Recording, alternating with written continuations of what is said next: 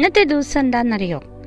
ഞാൻ പറഞ്ഞു കുറച്ച് ദിവസമായിട്ട് ഞാനിപ്പോൾ തമിഴ്നാട്ടിലാണെന്ന്. ഇവിടെ ഇന്ന് തൈ പിറന്താൽ വഴി പിറക്കുന്ന ദിവസമാണ്.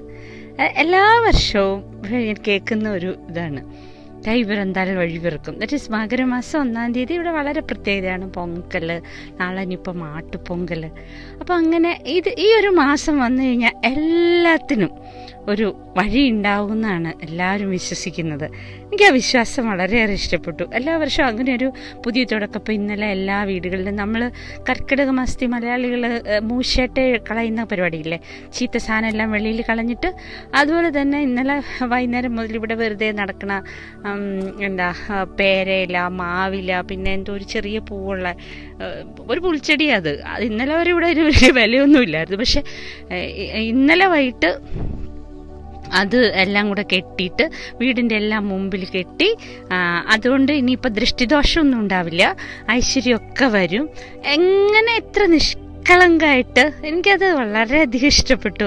അങ്ങനെ വിശ്വസിച്ച് ഞാനിരിക്കുകയാണ്. ഇന്ന് തൈ പിറന്നിരിക്കുകയാണ്. ഇപ്പം ഇനി എല്ലാത്തിനും ഒരു വഴി പിറക്കാൻ പോവുകയാണ്.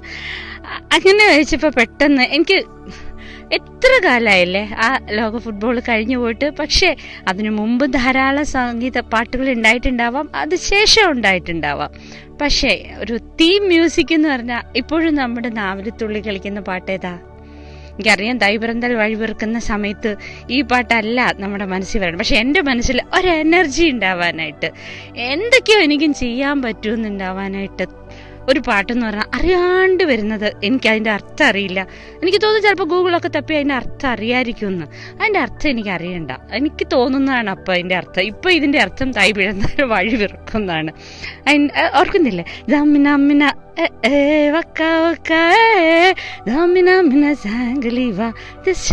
ആഫ്രിക്ക. ആ പാട്ട് പാടിയ ഷക്കീരയെ അന്ന് കാലത്ത് തന്നെ നമ്മൾ ഓർക്കുന്നുണ്ട്. പക്ഷേ ഷക്കീരയുടെ സൗണ്ട് കേട്ടിട്ട് ആടിനെ പോലെയാണെന്ന് പറഞ്ഞു വിട്ട ഒരു അവസരത്തെക്കുറിച്ച് നിങ്ങൾ ഓർക്കുന്നുണ്ടോ? എപ്പോഴും ഈ പാട്ട് എന്നെ അത് ഓർപ്പിക്കും. സ്വര ആടിനെ പോലെയാണ് എന്ന് പറഞ്ഞത് കേട്ട് കരഞ്ഞിരിക്കാതെ മുന്നോട്ട് പോയൊരു പെൺകുട്ടിയെ പോലെ ഓർപ്പിക്കും. അതുകൊണ്ട് തന്നെ ചെറിയ ചെറിയ തെറ്റുകൾ ചൂണ്ടിക്കാട്ടപ്പെടുമ്പോൾ, അല്ലെങ്കിൽ പറ്റില്ല നിനക്ക് എന്ന് ഞാൻ തന്നെ എന്നോട് പറയുന്ന നിമിഷങ്ങളിൽ അപ്പോൾ എനിക്കൊരു സന്തോഷം തോന്നും. ഷക്കീരയുടെ കഥ കേട്ടിട്ടില്ലാത്തവർക്കിട്ട് ഞാൻ ചെറുതായിട്ടൊന്ന് പറയാം. ഷക്കീര ജനിച്ചപ്പോൾ അവർക്ക് കുറേ ഹാഫ് ബ്രദേഴ്സൊക്കെ ഉണ്ടായിരുന്നു. സാധാരണ വീട്ടിലാണ് ജനിച്ചത്. അതിലൊരു ബ്രദർ ഇടയ്ക്ക് മോട്ടോർ ആക്സിഡൻറ്റിൽ മരിച്ചുപോയി. അന്ന് മുതൽ അവളുടെ അച്ഛൻ ഡാർക്ക് ഗ്ലാസ്സാണ് ഉപയോഗിച്ചിരുന്നത്. തൻ്റെ ഉള്ളിലെ ദുഃഖം ഒരിക്കലും പുറത്ത് കാണാതിരിക്കാൻ വേണ്ടി അന്ന് മുതൽ അദ്ദേഹം കറുത്ത കണ്ണട ഉപയോഗിക്കാൻ തുടങ്ങി. അത് കണ്ടു വളർന്ന ഈ പെൺകുട്ടി ആദ്യമായിട്ട് ഒരു സോങ് എഴുതി. അത് യുവർ ഡാർക്ക് ഗ്ലാസസ് എന്ന് പറഞ്ഞ് അവളുടെ അച്ഛനെ കുറിച്ചായിരുന്നു. അങ്ങനെ വളരെ ചെറിയ 7 പ്രായത്തിൽ തന്നെ ടൈപ്പ് റൈറ്റർ ചോദിച്ചു വാങ്ങിച്ച പെൺകുട്ടിയായിരുന്നു ഷക്കീര.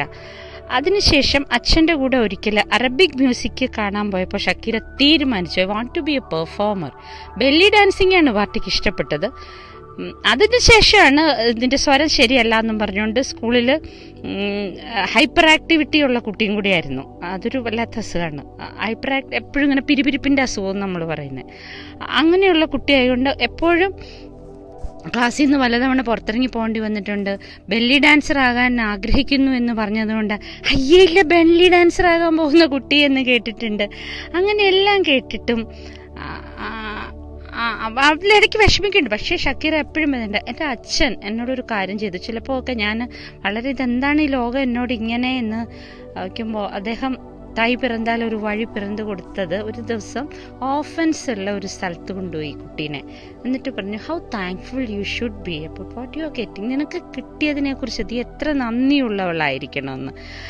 അങ്ങനെ പല രീതിയിൽ ഈ അച്ഛൻ നൽകിയ ആത്മവിശ്വാസവും ഇൻബോൺ ടാലൻറ്റും ഒക്കെ കൂടിയായിട്ട് പതുക്കെയാണ് അവളുടെ ലോക്കൽ ഏരിയയിൽ ആ പെൺകുട്ടി ഒരു പാട്ടുകാരിയായിട്ട് വളർന്നു വന്നത്. പിന്നീട് സോണി കൊളംബിയ അങ്ങനെ വന്നു. പിന്നെ ഓഡീഷൻ ഉണ്ടായിരുന്നു. അവിടുന്ന് ഓഡീഷൻ കഴിഞ്ഞിട്ട് ആ ഓഡീഷനിൽ ആദ്യമായിട്ട് അത് കിട്ടിയില്ല. അതിനുശേഷം പിന്നെയും പോയി. അങ്ങനെ പതുക്കെ 1990 എത്തിയപ്പോഴാണ് ആദ്യമായിട്ട് മാജിയ എന്ന ആൽബം റെക്കോർഡ് ചെയ്തത്. റെസ്റ്റ് ഈസ് ഹിസ്റ്ററി എന്ന് പറഞ്ഞതുപോലെ ഇനി അതിൽ കടന്ന് നമുക്ക് പറയാതെ തന്നെ നമുക്കറിയാം ഷക്കീര എവിടെ വരെ എത്തിയെന്ന്. നമ്മളുടെ ഓരോരുത്തരും ഷക്കീരയുടെ കൊളംബിയയെക്കുറിച്ചോ ഒരുപക്ഷെ ഫുട്ബോളിനെ കുറിച്ചോ പോലും അറിയാത്ത ആൾക്കാർ, ആഫ്രിക്കയുടെ ഫുട്ബോൾ നടക്കുന്നുണ്ടെന്ന് ശ്രദ്ധിക്കാത്ത അങ്ങനെയൊക്കെ ആൾക്കാരുണ്ട് ലോകത്തിൽ. അവർ പോലും ജാമിന എന്ന് എന്താണെന്നറിയാതെ പാടിച്ച ഷക്കീരയെക്കുറിച്ച് ഒന്ന് ഓർക്കുമ്പോൾ ഇന്ന് ഞാൻ പറഞ്ഞല്ലോ, ഇന്ന് ആ പാട്ടിന് എൻ്റെ മനസ്സിലെ അർത്ഥം തായ് പിറന്താൽ വഴി പിറക്കും. അപ്പോൾ അങ്ങനെ ഒരു ശുഭാപ്തി വിശ്വാസത്തോടെ ശുഭരാത്രി, ഹാപ്പി പൊങ്കൽ.